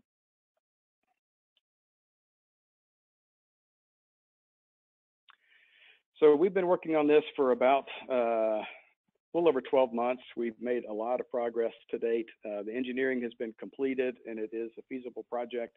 The project budget we estimate to be around $12 million. The pro forma financial analysis projects a positive return on investment. Job creation is about 14 full-time employees once the facility is up and going. We have outlined a letter of intent with the partner, the plywood mill, and they're very supportive of the concept. We have the project specs for the equipment already submitted to contractors last week, and the bids are due July the 17th.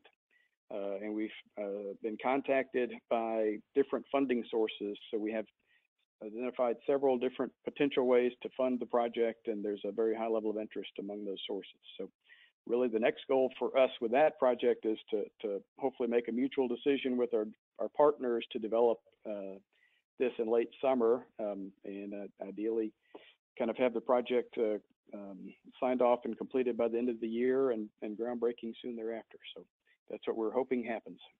Next slide, please.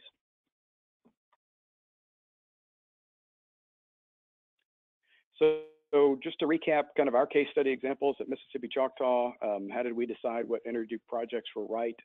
So some of our keys, I guess, were number one, to recognize the need for a comprehensive plan that got all of our stakeholders on the same page.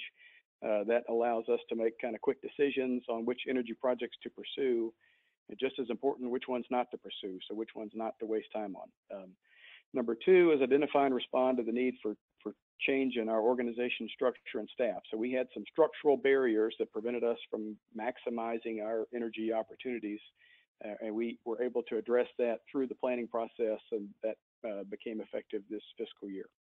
The third one is to identify the energy opportunities that are available to you. Every tribal community is a little bit different. And we were fortunate to be to receive some DEMD grant funds to help us test the feasibility. So in some cases, the feasibility proved to not be there. So I've seen lots of examples where we end up getting proposals that we never make a decision. They just kind of sit there. So this allowed us to make really good decisions. It kept us out of that no decision mode, and it avoided some bad decisions. So really thankful for the funding and the support we got for that. And then finally was just kind of making sure that we kept our economic development goals and priorities. So looking at each energy project through this filter, through job creation, business revenues, or cost-effective infrastructure. Again, all tribes are a little bit different. Your priorities and metrics will be unique to your own situation, your own evaluation. It could be that you're focused on renewables or green energy. It could be you need more resilience in your community. It could be total self-reliance, where you want to be creating your own energy for your own use. So each community is different, but it may be helpful to you to think through what your priorities are and line that up with your energy project analysis. So next slide, please. So with that, I want to thank the Department of Energy for putting this together. Thanks to NREL and the folks there for their support, for helping us with our strategic planning exercise. Of course, the BIA DEMD group for providing some really smart, flexible funding to help us make good decisions. So thankful for that. Anybody is welcome to contact me if you have any similar situations and you wanted to compare notes. So thank you for your time, and I'll turn it back to you, Randy. Thank you, John. Terrific presentation. And we'll go into the Q&A portion of the webinar at this time. If you can just stand by a moment while I pull up the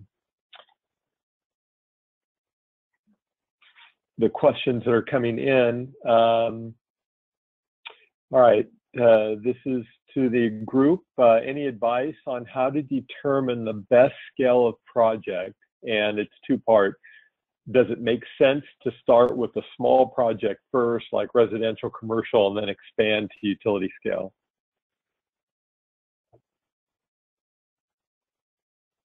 Okay, let me jump in. This was on. Yeah, this is Steve Menedis. If I can reply to that, it sort of goes back to what I think Mr. Hendrick was saying, and what we're saying is that you really truly need to sit down and decide what your long-term plans are. Where you want to go. In some cases, it makes perfect sense to do a small project, but in other cases, you may not have that opportunity. I'm reminded of a tribe in the Great Plains in Rocky Mountain region that had a dam that they retrofitted, and they jumped into a 10 megawatt project, which was not a small project, in which they retrofitted a dam. So it depends on the resources that you have and what your long-term plans are. And in some cases, it's very easy to build a small one and then just do incremental build-ups from there to build it up to where you want to go. So it's one of those things where it just depends on what you're trying to accomplish. Thanks, Steve. Anyone else?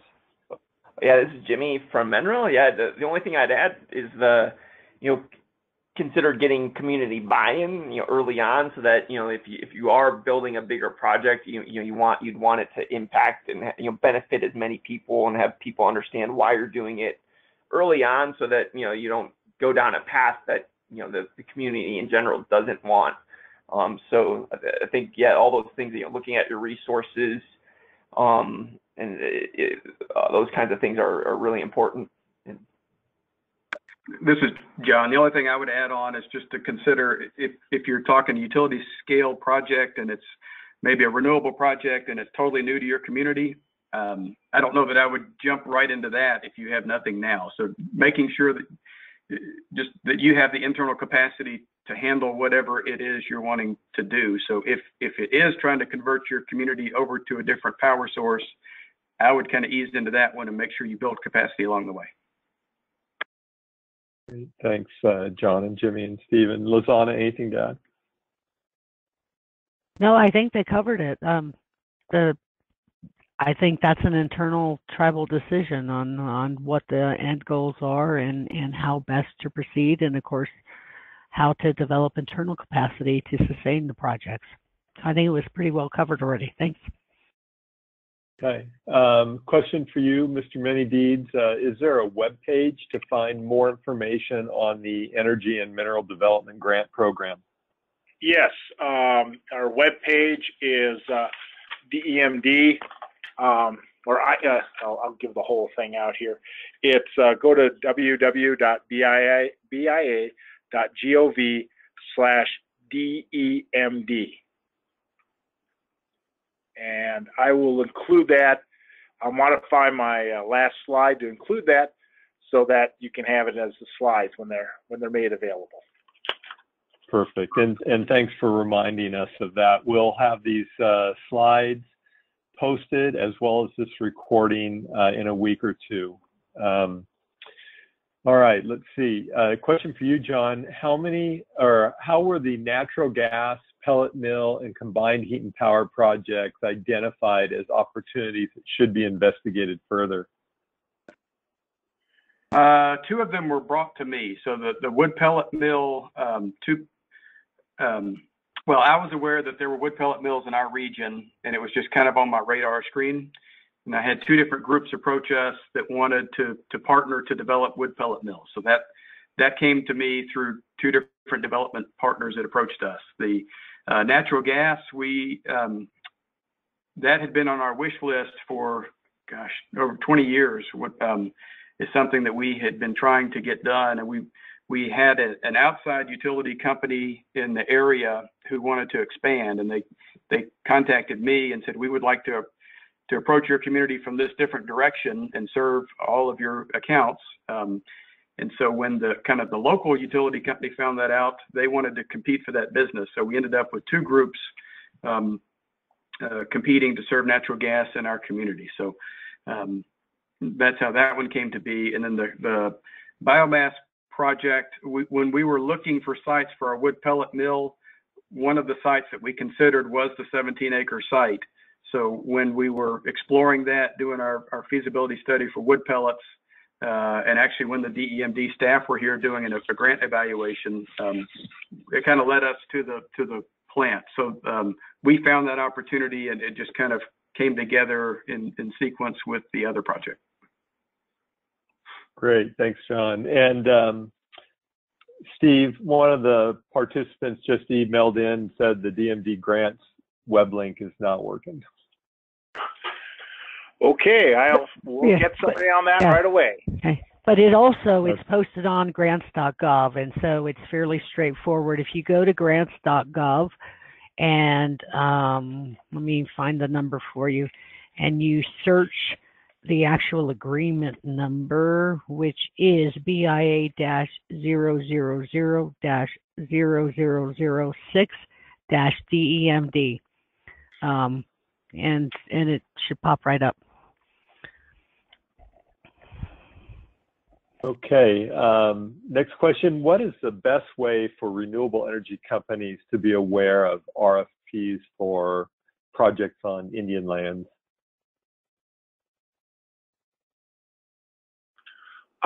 For us, we don't, if a company approaches us and asks for funding, we don't fund them. Our work is strictly with the tribes. So if a tribe calls up and asks for funding, we're all over that. We'll help them out. But if a company calls up and says we're interested in working on a tribe, we're going to direct them to the tribe and get a tribal resolution. Okay. Lizanne, were you going to say anything? Yeah, I mean, any business arrangements need to be made directly with the tribe itself. Okay, great. Are there any tools for tracking the energy baseline? Oh, there's tons of Energy Star management tools out there. They have a whole series of webinars. In fact, I think some of those are on our website, those events. So yeah, there's no end of available tools. Jimmy, you got anything to add?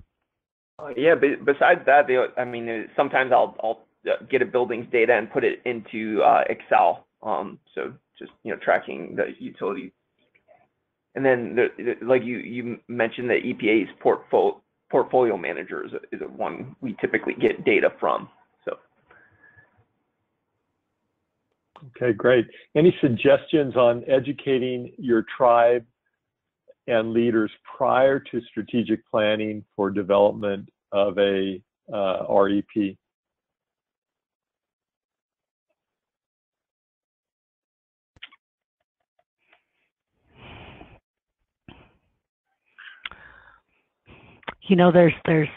There's a number of different events. We have the Office of Indian Energy has our annual program review, where all of the various funded projects, of which there's usually 30, 40, or 50 that are highlighted, is a good opportunity to network with other tribes that are doing projects, energy projects. There's a wealth of information on the website, these webinars, different things. But typically, everybody's really, really busy, and so it's not uncommon when you come to a strategic energy planning session that some of that, discussion and visioning and learning occurs real time.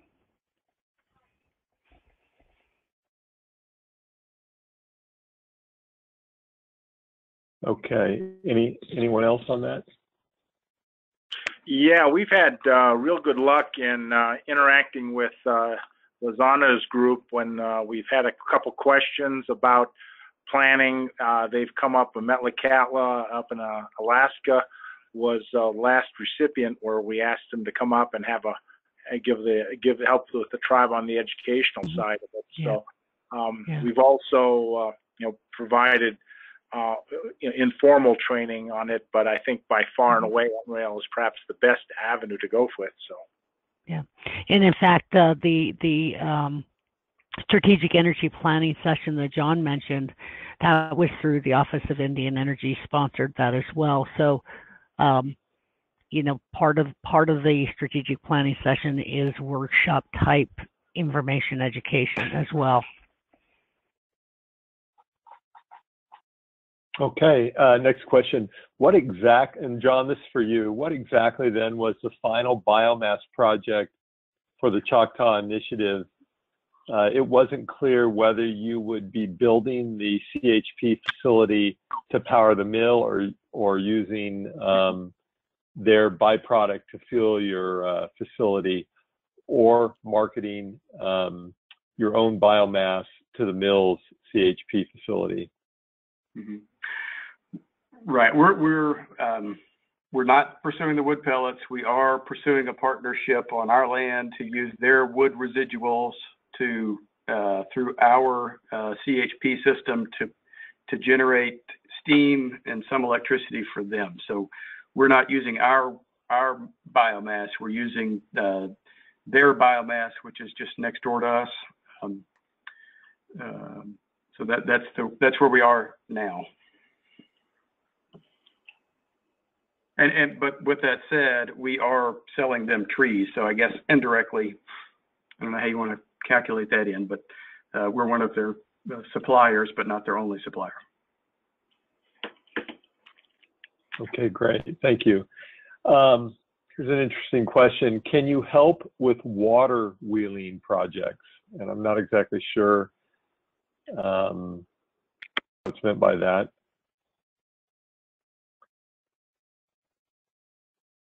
Bernie, if you want to add more detail, I was thinking maybe one of the panel could figure it out, but I think we may need more information.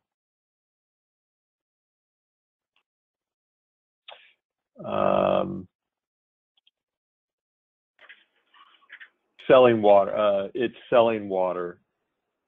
So water cells.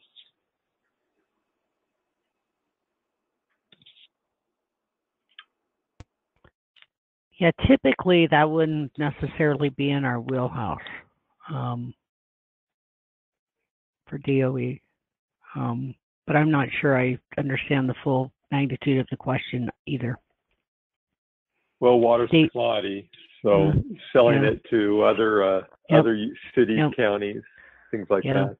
Yeah, typically that's not something that we have helped with at all. Steve, what about y'all?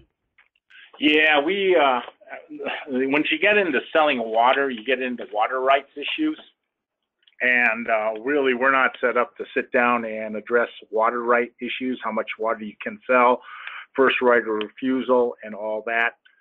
There is an office within the Bureau of Indian Affairs, the Water Resources, that probably may be able to help, although I'm not sure if they can or not. This is, if it's not related to energy and minerals, that's sort of outside our expertise.